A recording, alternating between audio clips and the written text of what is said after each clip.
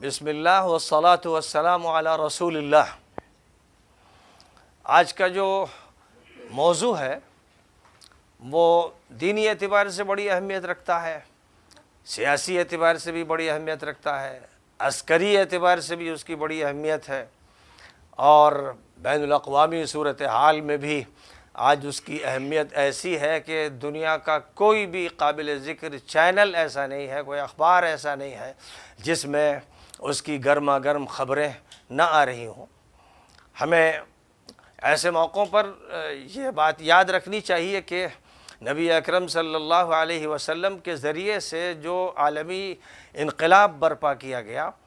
اور جس کے سلسلے میں اللہ تعالیٰ نے فرمایا تھا هو الذی ارسل رسولہ بالہدی ودین الحق لیظہرہ علی الدین کلہ ولو کرہ المشرکون،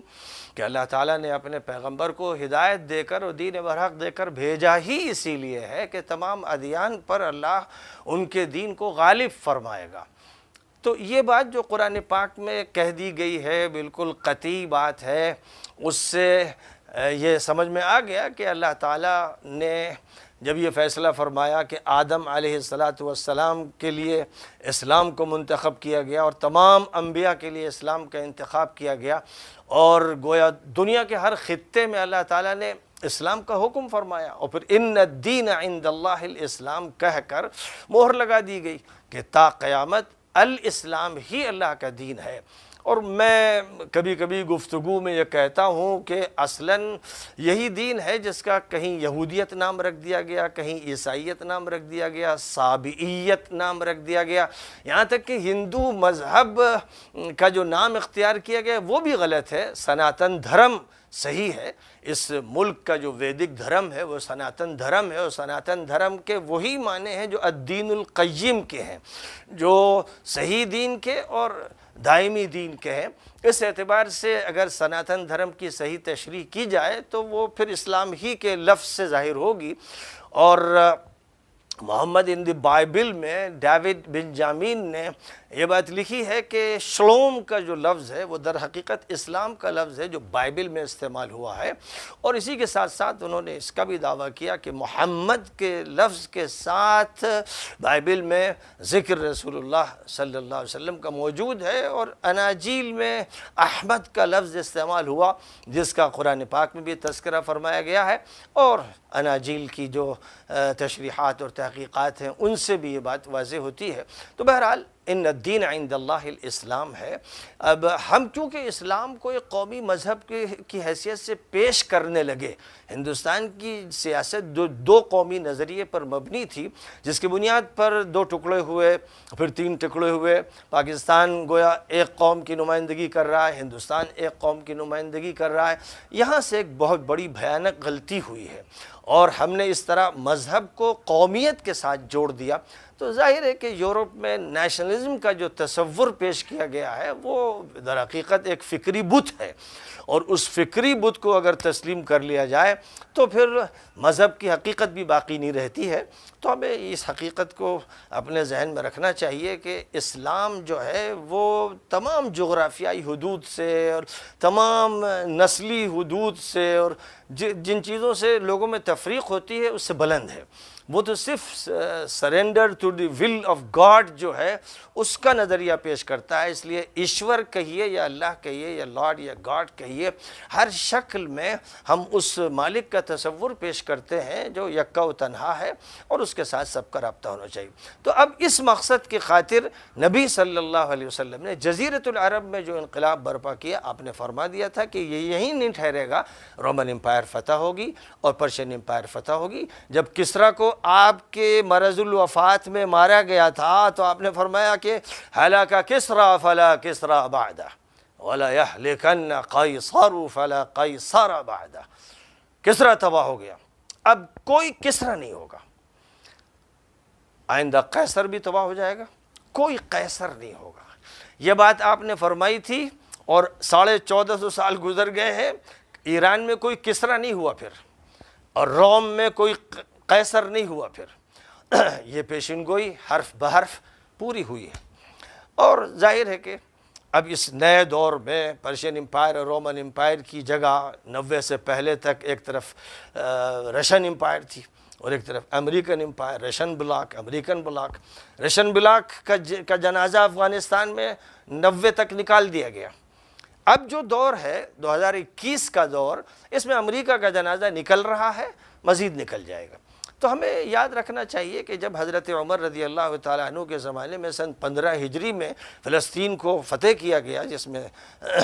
سب سے بڑا کارنامہ حضرت ابو عبیدہ ابن الجراح رضی اللہ تعالیٰ عنہ کا تھا، اور حضرت عمر کے سلسلے میں عیسائیوں نے یہ درخواست کی تھی حضرت ابو عبیدہ سے کہ آپ اپنے امیر المومنین کو بلائیے، ہم انہی کے ہاتھ میں چابیاں دے دیں گے۔ تو حضرت عمر مدینہ منورہ سے تشریف لے گئے تھے اور انہیں چابیاں دی گئیں، اور حضرت عمر نے جس طرح امن و سلامتی کا عملی درس دیا ہے کہ جس وقت کلیسا میں تھے اور ظہر کا وقت آ گیا تھا اور پادریوں نے کہا کہ نماز آپ یہاں پڑھ لیں، تو فرمایا کہ یہاں نماز پڑھ لوں گا تو تمہارا کلیسا چھن نہ جائے، کہیں اس کو لوگ زبردستی مسجد نہ بنا لیں، اس لیے جہاں مسجد اقصیٰ تھی میں وہاں نماز پڑھوں گا۔ باہر جہاں کوڑا پڑا ہوا تھا، فرمایا کہ یہ جگہ تھی، وہاں صفائی کی گئی، خود وہ صفائی میں شریک ہوئے، دھلائی کی گئی، پھر حضرت عمر نے ظہر کی نماز وہاں پڑھی، اور اس کے بعد ایک جو معاہدہ ہوا، اس معاہدے میں جو حضرت عمر نے گویا ان کے ساتھ معاملہ کیا، وہ ایسا سلامتی کا اور امن کا اور عطا اور نوازش کا تھا کہ جس کی کوئی مثال نہیں ملتی، کہ فاتح قوم اس طرح مفتوح قوم کو سویلین رائٹس دے، ہیومن رائٹس دے، اور پرسن اللہ ان کا منظور کرے، ان کو پورے اختیارات دیے گئے، اور یہ کہ ان کا کلیسا محفوظ رکھا جائے گا، ان کی مذہبی جو رسومات ہیں وہ محفوظ رکھی جائیں گی۔ تو اسلام نے ہر جگہ یہی کیا ہے، اور اس کی وجہ یہ ہے کہ جو تعلیمات ہیں اللہ و رسول کی، وہ یہی ہے کہ اسلام تو امن و سلامتی کا پیغمبر ہے، اور وہ صرف ظالموں کے ہاتھوں سے اور ان کے شکنجوں سے عوام کو آزاد کرنے کے لیے برپا کیا گیا ہے۔ جس کی سب سے بڑی دلیل یہ ہے کہ اگر اسلام میں زور زبردستی ہوتی تو عوام اس کو بحیثیت مذہب کے قبول نہ کرتے، لیکن جہاں مسلمان گئے، عراق میں، سیریا میں، ایران میں، افغانستان میں، ازبکستان میں، اور ادھر ایجپٹ سے لے کر مراکو تک، وہاں 100% لوگ مسلمان ہوئے، جس کا مطلب یہ ہے کہ لوگوں نے یہ محسوس کیا کہ یہ ظالموں کو ہٹا رہے ہیں اور ہمیں آزادی دینے کے لیے آئے ہیں۔ یہ بات سب نے محسوس کی، اس لیے 100% لوگ اسلام میں داخل ہوئے۔ تو جہاں تک فلسطین کا تعلق ہے، اس کو فتح کیا گیا۔ پھر جو ٹکراؤ تھا فلسطین کی سرزمین کا، وہ مسلمانوں اور عیسائیوں کا تھا۔ مسلمانوں نے عیسائیوں سے چارج لیا تھا، اور چارج بھی پرامن طریقے پر لیا تھا، اور پھر ایک وقت ایسا آیا 5ویں صدی کے اختتام پر، 492 کے قریب، کہ جب مسلمانوں کی خانہ جنگیوں اور انتشار کی وجہ سے صلیبیوں نے اسے چھین لیا، اور تقریباً 585 تک پھر وہ ان کے ہاتھ میں رہا، اور اس کے بعد پھر مسلمانوں نے یعنی صلاح الدین ایوبی کی قیادت میں بیت المقدس کو واپس لیا۔ تو یہ مسلمانوں کو اللہ کی طرف سے عطا کردہ سرمایہ ہے، اور سورۃ الاسراء کی پہلی آیت میں سبحان الذی اسریٰ بعبدہ لیلا من المسجد الحرام الی المسجد الاقصی الذی بارکنا حولہ لنریہ من آیاتنا میں بات یہ واضح فرما دی گئی ہے کہ آخری نبی کی عالمی قیادت کے لیے اللہ تعالیٰ نے یہ فیصلہ فرمایا کہ مسجد حرام سے مسجد اقصی لے جایا جائے، پھر پوری دنیا میں جتنے بھی انبیاء برپا ہوئے ہیں سب کی امامت کر کے یہ ثابت کر دیا جائے کہ محمد امام الانبیاء ہیں اور سید المرسلین ہیں صلی اللہ علیہ وسلم۔ یہ ایک واقعہ ہے۔ یہودیوں سے مسلمانوں کی کوئی لڑائی نہیں ہوئی، مسلمانوں نے ہمیشہ یہودیوں کو پناہ دی ہے، اسپین میں انہوں نے پناہ دی ہے، ٹرکی میں انہوں نے پناہ دی ہے، تمام ملکوں میں ان کو پناہ دی ہے۔ نبی پاک علیہ السلام نے مدینہ منورہ میں پناہ دی، حقوق دیے، ہر طرح کی راحت فراہم کی، اور یہ شرط تھی کہ غداری نہ کریں۔ جب غداری کی بنو قینقاع نے تو ان کو نکالا گیا، جب غداری کی بنو نذیر نے تو ان کو نکالا گیا، جب غداری کی بنو قریظہ نے تو ان کو سزا دی گئی، تورات کے مطابق سزا دی گئی۔ باقی ٹسل مسلمانوں اور یہودیوں کی نہیں تھی، ٹسل تو عیسائیوں اور یہودیوں کی رہی، اور اتنی بھیانک رہی ہے کہ قرآن پاک میں تو بہت اجمالی حوالے ہیں، لیکن اگر آپ یورپین لٹریچر دیکھیں اور ہسٹری دیکھیں تو آپ دیکھیں گے ایسی بھیانک جنگیں عیسائیوں اور یہودیوں میں ہوئی ہیں کہ آگ کے الاؤ جلا جلا کر کبھی یہودیوں نے عیسائیوں کو پھینکا، کبھی عیسائیوں نے یہودیوں کو پھینکا، ہاتھ پیر کاٹے، خون کی ندیاں بہا دی گئیں، یہ وہ کرتے رہے۔ اور حضرت عیسیٰ سے پہلے بخت نصر نے جو عراق کا حاکم تھا 585 قبل مسیح میں جو حملہ کیا تھا، اس زمانے میں اس نے یہودیوں کے تتر بتر کر دیا اور جو مسجد تھی اسے توڑ دیا، تورات کے سارے نسخے جلا دیے۔ ایک یہ واقعہ پیش آیا تھا جو بڑا واقعہ ہے۔ دوسرا واقعہ سن 70 عیسوی میں پیش آیا جب ٹائٹس نے عیسائیوں کا پارٹ لیتے ہوئے یہودیوں کو مارا، بری طرح مارا، یعنی قتل عام کیا گیا۔ یہ دو بڑے واقعات ہیں۔ اس کے بعد پورے یورپ کی تاریخ پڑھیے تو ہر ملک سے، جو یورپ میں ممالک ہیں ان میں سے ہر ملک سے قتل عام یہودیوں کا کر کے نکالا گیا ہے۔ آخری مثال ہٹلر کی ہے جرمنی میں، جس نے ان کو بڑی تعداد میں مارا۔ مسلمانوں نے ہمیشہ ان کے ساتھ جو معاملہ کیا رحم دلی کا کیا، ہمدردی کا کیا، انسانی حقوق کو ملحوظ رکھا، اور بالخصوص اسپین سے جو لوگ نکالے گئے اور وہ ترکی میں آ کر آباد ہو گئے تو ترکی حکومت نے ان کو تحفظ عطا کیا۔ اب کیسی عجیب بات ہے، کتنے غدار، کیسے بدعہد، کیسے خائن ہیں۔